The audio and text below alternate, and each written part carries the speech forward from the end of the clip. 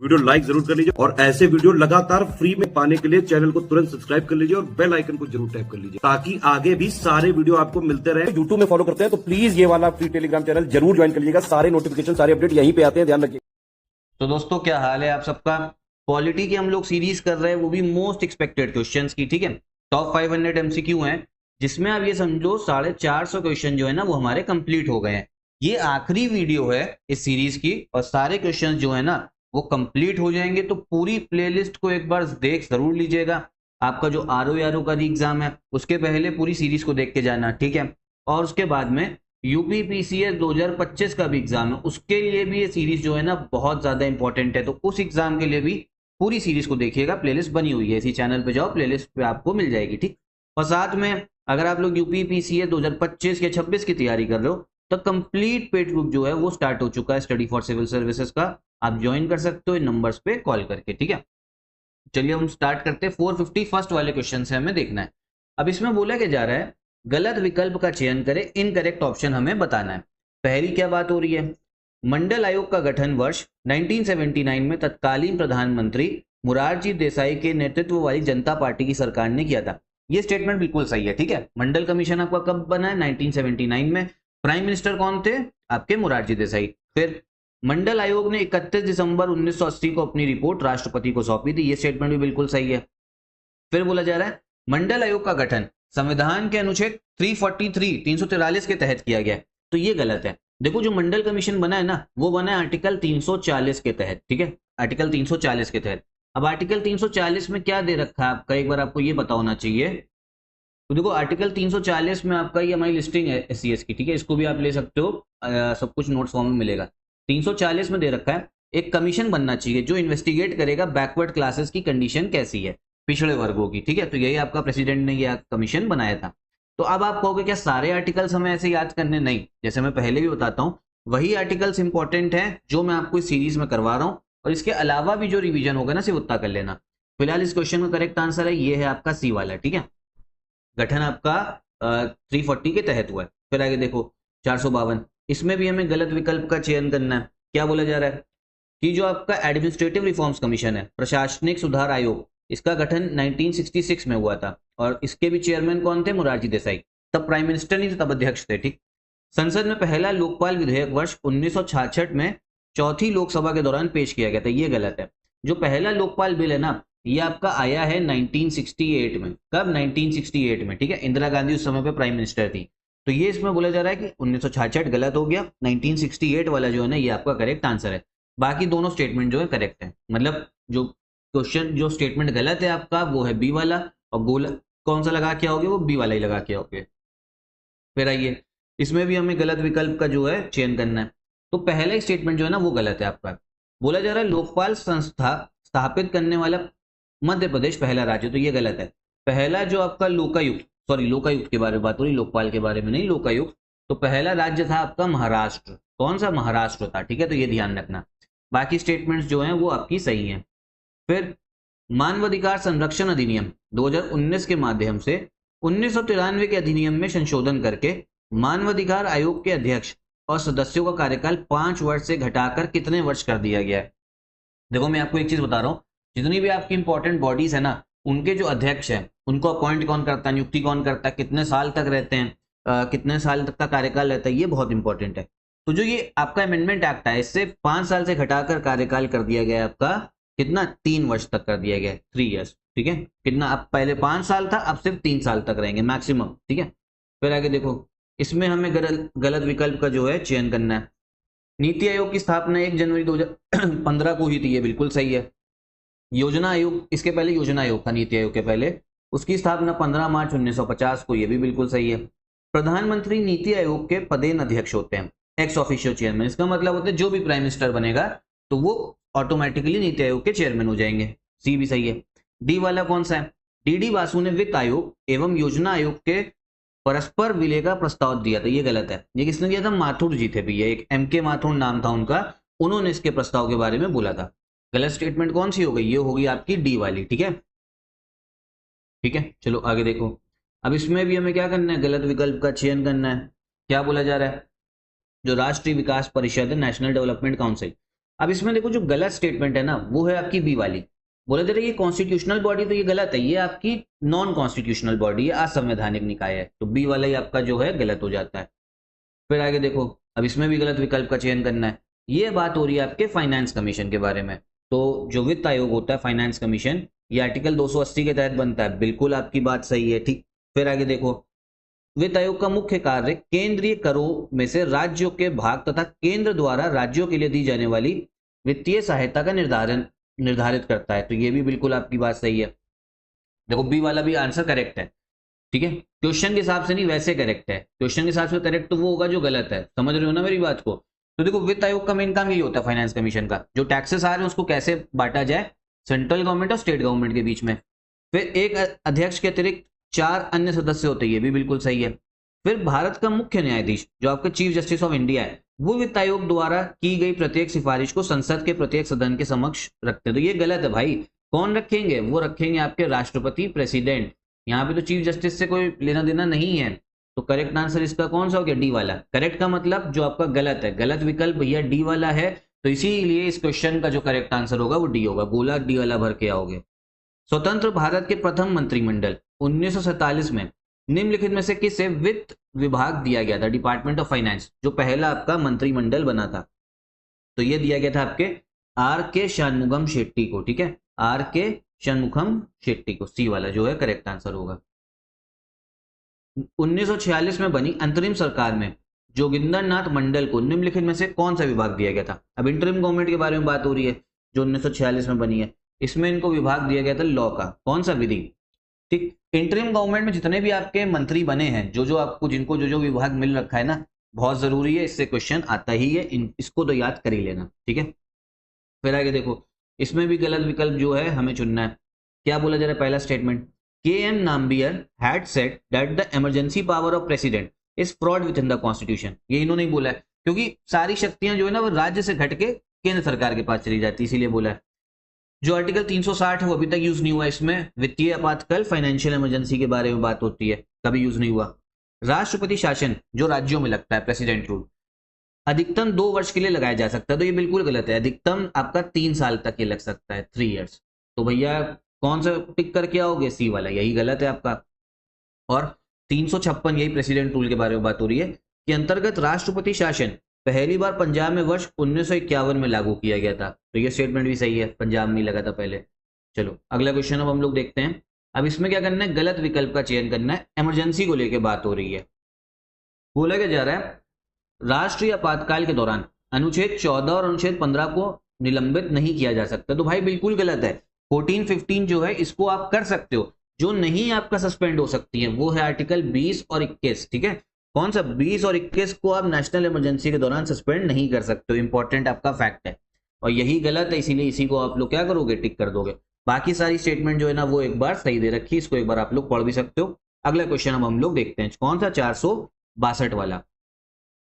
इसमें भी हमें क्या करना है? इनकरेक्ट ऑप्शन बताना है। और किसके बारे में बात हो रही है? इंटरस्टेट काउंसिल, या नहीं, इंटरस्टेट काउंसिल में अलग अलग चीजों के बारे में बात हो रही है। चुनावी सुधार के लिए सुझाव देने हेतु इंद्रजीत गुप्ता समिति का गठन वर्ष 1998 में किया गया था, बिल्कुल सही है आपका। पुंछी आयोग की सिफारिशों पर अंतरराज्यीय परिषद की स्थापना की गई थी, ये गलत है। जो इंटरस्टेट काउंसिल बनी है ना, ये पुंछी कमीशन के तहत नहीं बनी है, ये बनी है आपकी जो सरकारिया कमीशन था, ये याद रखना।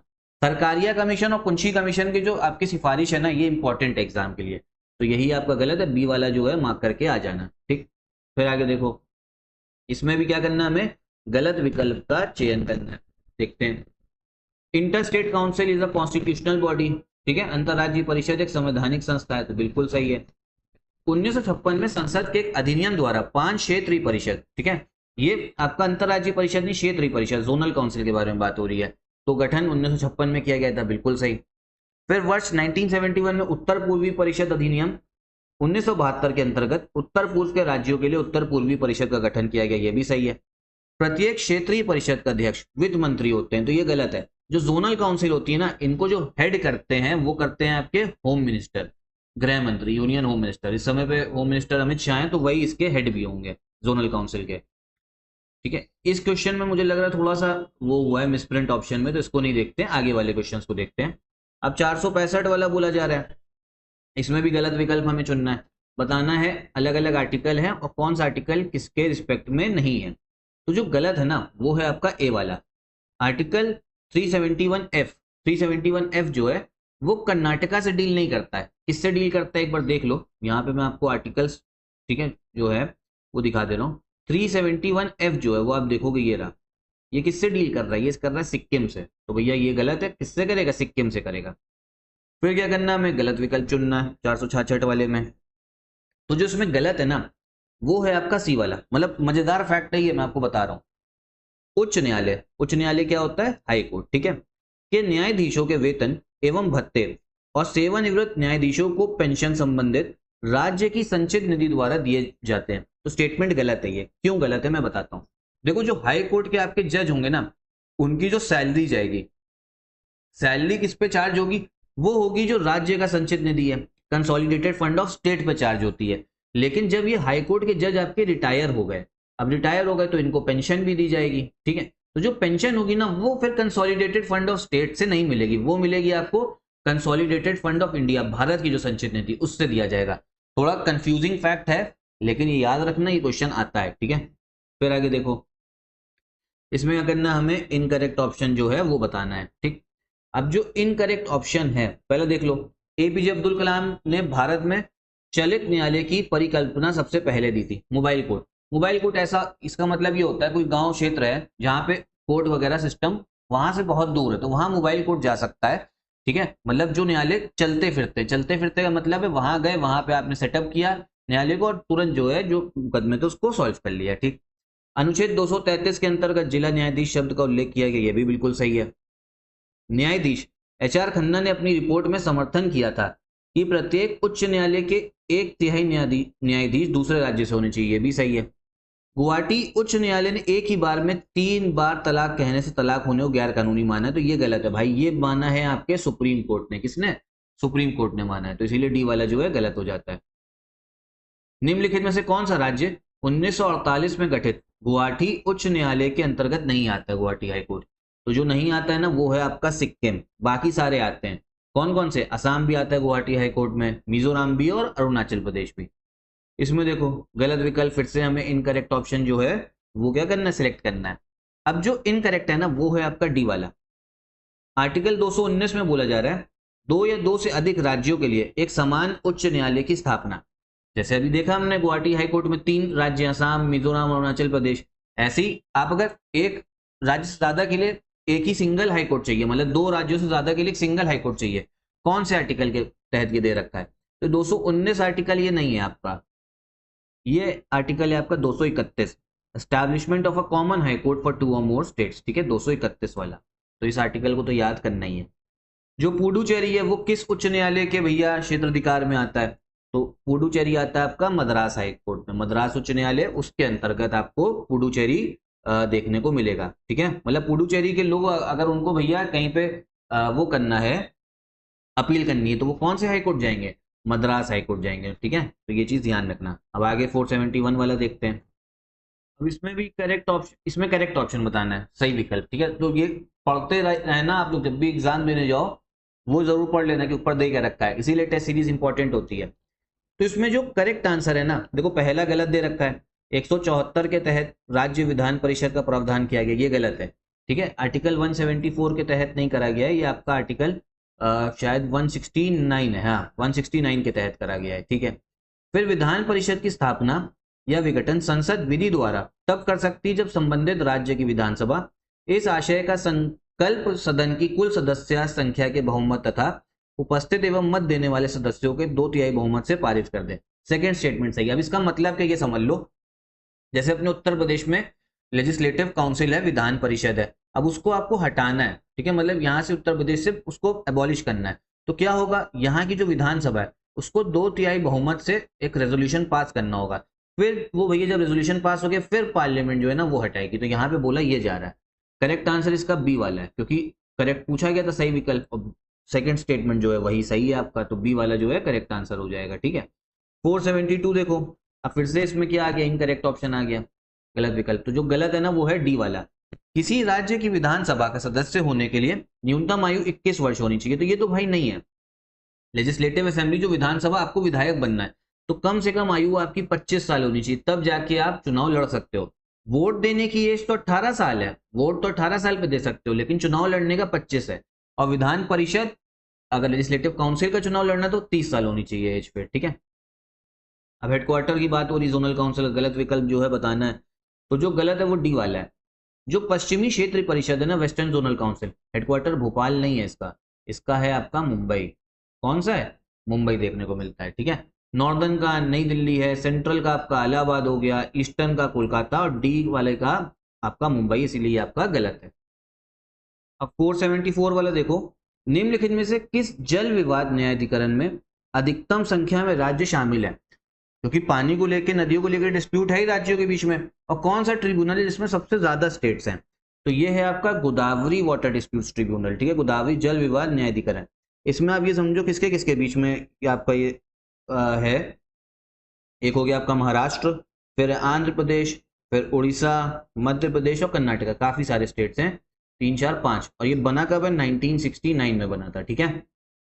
फिर आगे देखो, निम्नलिखित में से किस मामले में सर्वोच्च न्यायालय द्वारा समानता के सिद्धांत को भारतीय संविधान के मूल ढांचे के तत्व के रूप में घोषित किया गया था? मतलब प्रिंसिपल ऑफ इक्वालिटी जो है बेसिक स्ट्रक्चर है।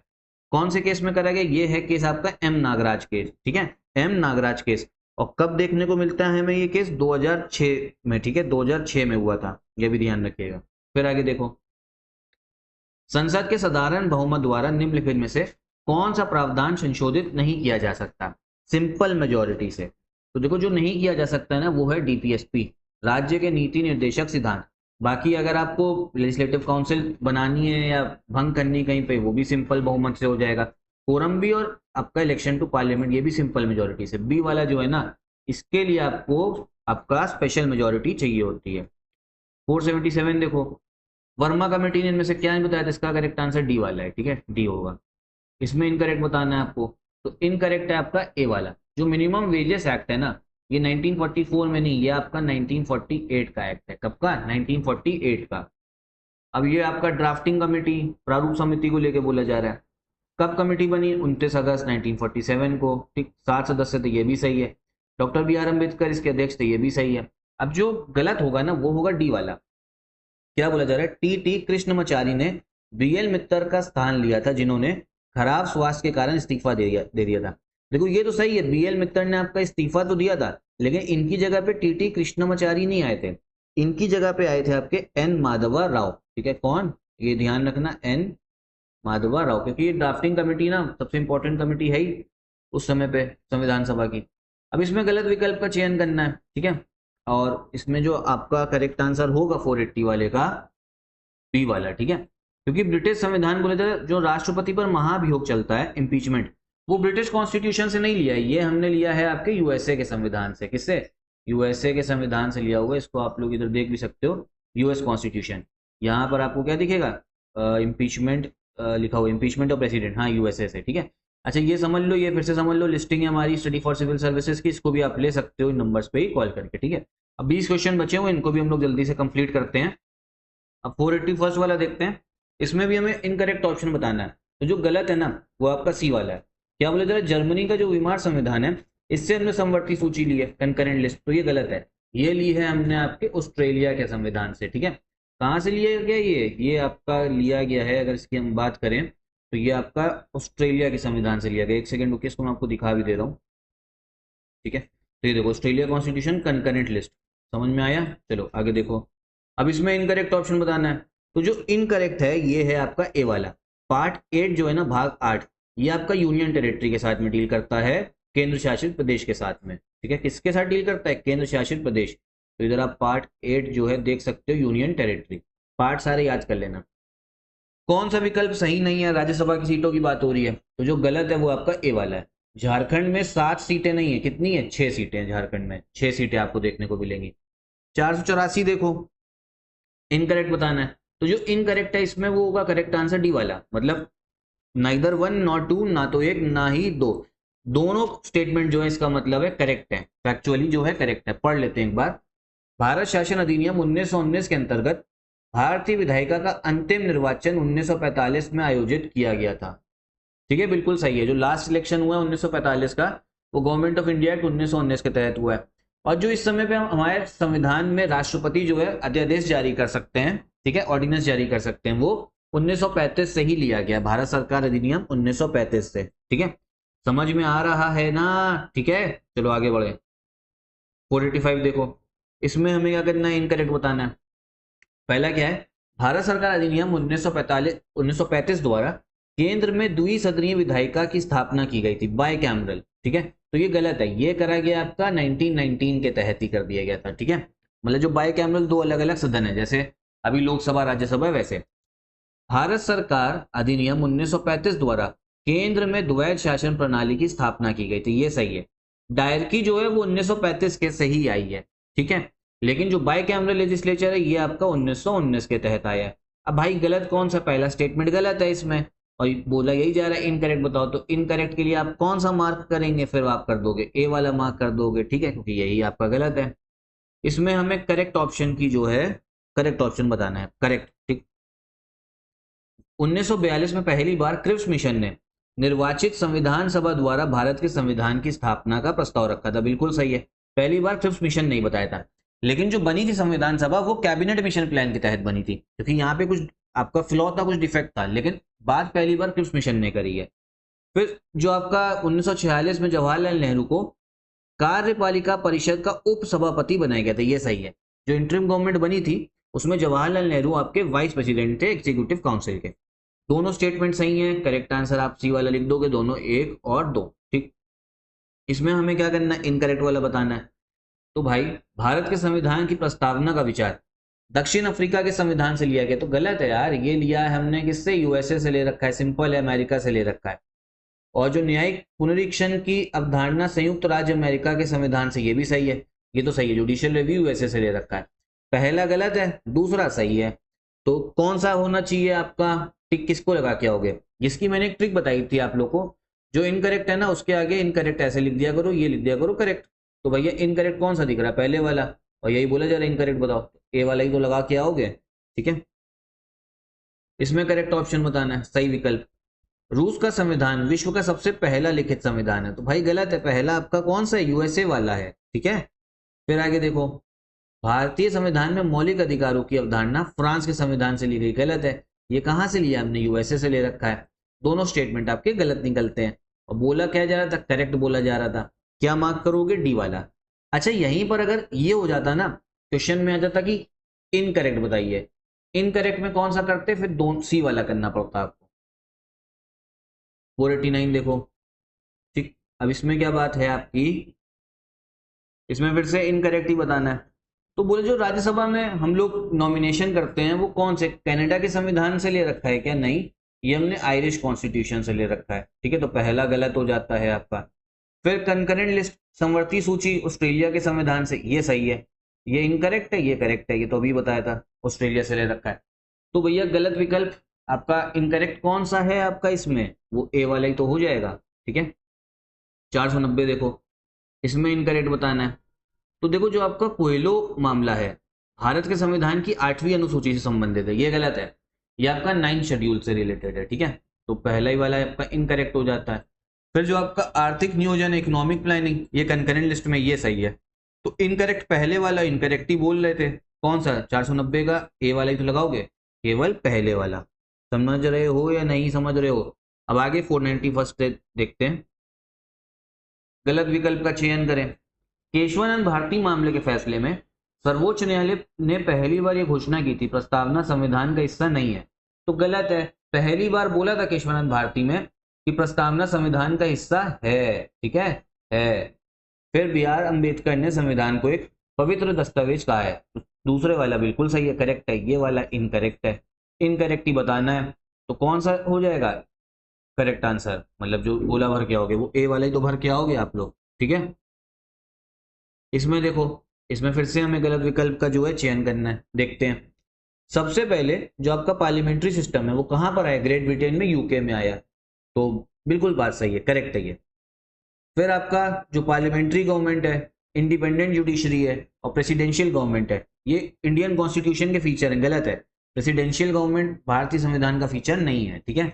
तो ये वाला आपका इनकरेक्ट है। इनकरेक्ट बताना है तो कौन सा मार्क करोगे? बी वाला ही तो मार्क करना पड़ेगा। फिर 493 देखो, इसमें आपका करेक्ट ऑप्शन हमें बताना है। तो देखो, दिल्ली को जो आपका नेशनल कैपिटल टेरिटरी बोला गया है ना, ये 69th अमेंडमेंट से बोला गया है, और सिक्किम को बनाया गया 35 वाले से। मतलब उल्टा लिख दिया है यहाँ पे।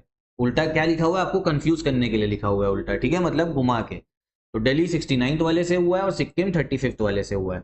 तो करेक्ट आंसर कौन सा है? कोई भी इसमें करेक्ट नहीं है, डी वाला मार्क करना पड़ेगा। करेक्ट बताना था ना, सही विकल्प का चयन करना था। 494 देखो, इसमें भी गलत विकल्प है, यहाँ पे सही विकल्प था, ठीक है। संयुक्त राज्य अमेरिका में दोहरी नागरिकता के सिद्धांत को स्वीकार किया गया है। The principle of dual citizenship has been accepted in United States of America. बिल्कुल सही है। क्या वहां पे उसके यूएसए के तो सिटीजन हुई, साथ में जो वहां पे राज्य हैं 50 राज्य, हर राज्य की भी अलग नागरिकता है। लेकिन भारत में ऐसा कोई सिस्टम नहीं, आप सिर्फ भारत के वो हो, क्या हो, नागरिक हो। नागरिकता अधिनियम 1955 के अंतर्गत पंजीकरण द्वारा भारतीय नागरिकता प्राप्त करने के लिए भारतीय मूल के व्यक्ति को भारत में 5 वर्ष बिताने होंगे। तो ये गलत है, कितने? 7 वर्ष बिताने होते हैं। तो इनकरेक्ट आपका दूसरे वाला है, तो बी वाला जो है इसका करेक्ट आंसर हो जाएगा, ठीक। फिर आगे देखिए, करेक्ट बताना, सही विकल्प बताना है। देख लो, भारतीय संविधान के भाग 3 में नागरिकों को अनुच्छेद 12 से अनुच्छेद 35 तक मौलिक अधिकार प्रदान किए गए हैं, ठीक है, ये बात हो रही है। तो बिल्कुल सही है आपका। भारतीय संविधान के अनुच्छेद 13 का मुख्य उद्देश्य मौलिक अधिकारों के संदर्भ में संविधान की सर्वोच्चता सुनिश्चित करना, ये भी बिल्कुल सही है। करेक्ट आंसर इसका सी वाला हो गया। दोनों 1 और 2 बिल्कुल सही आपके स्टेटमेंट बोले जा रहे हैं। इसमें भी हमें सही विकल्प का चयन करना है, ठीक है। 6 से 14 वर्ष की आयु के सभी बच्चों को शिक्षा का अधिकार एक प्रकार का राज्य का नीति निर्देशक सिद्धांत है। गलत है, ये है आपका फंडामेंटल राइट, ठीक है, फंडामेंटल राइट है। और जो आर्टिकल 24 अनुच्छेद 24, वो कारखानों में, जो कारखाने होते हैं उसमें बालकों के नियोजन का प्रतिषेध किया गया है इसमें। तो सेकंड स्टेटमेंट सही है। बोला गया जाता करेक्ट बताओ, तो भाई दूसरा ही करेक्ट है। कौन सा मार्क करोगे? बी वाला मार्क करना पड़ेगा या नहीं करना पड़ेगा, ठीक। फिर आगे देखो, इसमें इनकरेक्ट बताना है, गलत बताना है। संपत्ति के अधिकार को वैधानिक अधिकार और कानूनी अधिकार की श्रेणी में रखा गया, बिल्कुल करेक्ट। पहले संपत्ति का अधिकार फंडामेंटल राइट था, लेकिन फिर उसको हटाना पड़ा क्योंकि बहुत सारे केसेस हो रहे थे उसको लेके। भारत के सर्वोच्च न्यायालय ने केशवानंद भारती बनाम केरल राज्य मामले में संविधान के मूल संरचना के सिद्धांत को प्रतिपादित किया था। बिल्कुल सही है। कब करा था? 1973 में। इनकरेक्ट कौन सा है? इनकरेक्ट तो इसमें मुझे लग रहा है कोई भी नहीं। पहला भी करेक्ट हो गया आपका और दूसरा भी करेक्ट हो गया, तो डी वाला मार्क करके आना पड़ेगा। समझ में आ रहा है ना? एक बार कमेंट बॉक्स में बता देना कि समझ में आ रहा है, नहीं आ रहा। अब इसमें गलत का चयन करना है। मौलिक कर्तव्यों को स्वर्ण सिंह समिति की सिफारिश पर भारतीय संविधान में शामिल किया गया था। बिल्कुल सही बात है, ठीक है। सरदार स्वर्ण सिंह कमेटी की सिफारिश थी, करेक्ट लिखो। भारतीय संविधान में 44वें संशोधन अधिनियम 1978 द्वारा नागरिकों के मौलिक कर्तव्यों को शामिल किया गया। गलत है, ये करा है 42 से 1976 में, तो ये आपका इनकरेक्ट हो गया। तो भाई इनकरेक्ट बताना है। इनकरेक्ट कौन सा है? सेकंड वाला, बी वाला मार्क करना पड़ेगा, ठीक। फिर आगे देखो, इसमें भी गलत विकल्प का चयन करना है। भारत के राष्ट्रपति के उम्मीदवार के प्रस्ताव को कम से कम 50 मतदाताओं द्वारा अनुमोदित किया जाना चाहिए। करेक्ट है, 50 लोग कम से कम उसको प्रपोज करना चाहिए, ठीक। राष्ट्रपति के निर्वाचन में राज्य का मुख्यमंत्री मतदान करने के लिए पात्र नहीं होता यदि वह राज्य विधानमंडल में उच्च सदन का सदस्य है। बिल्कुल सही बात है। अगर मान लो यहाँ पे चीफ मिनिस्टर उत्तर प्रदेश में वो विधानसभा की बजाय विधान परिषद से हो, तो फिर वो प्रेसिडेंट के इलेक्शन में वोट नहीं कर सकते, ठीक है। दोनों स्टेटमेंट आपकी बिल्कुल करेक्ट है। गलत बताना था, गलत कोई भी नहीं, डी वाला मार्क करना पड़ेगा। बस अब आ गए हम लोग आखिरी क्वेश्चन पे। हमारी पूरी सीरीज और पूरी सीरीज जो है खत्म हो जाएगी इससे, ठीक है। इनकरेक्ट बताना है। 31st अमेंडमेंट एक्ट 1972 से क्या करा? लोकसभा सीट 525 से 545 हो गई है। बिल्कुल सही बात है, हो गई है, करेक्ट है, ठीक है, 31st अमेंडमेंट एक्ट से। फिर जो 61st अमेंडमेंट एक्ट था 1989, पहले वोटिंग एज 21 साल थी, लेकिन 61st वाले से घटा के 21 से हमने कितनी कर दी है? 18 साल कर दी है, लोकसभा और विधानसभा के इलेक्शन के लिए। ये भी आपका बिल्कुल जो है सही है। कौन सा मार्क करोगे? इनकरेक्ट बताना है, डी वाला, ठीक है। चलो, यहां पर होती है हमारी पूरी सीरीज आपकी पॉलिटी की खत्म। मोस्ट एक्सपेक्टेड क्वेश्चंस थे।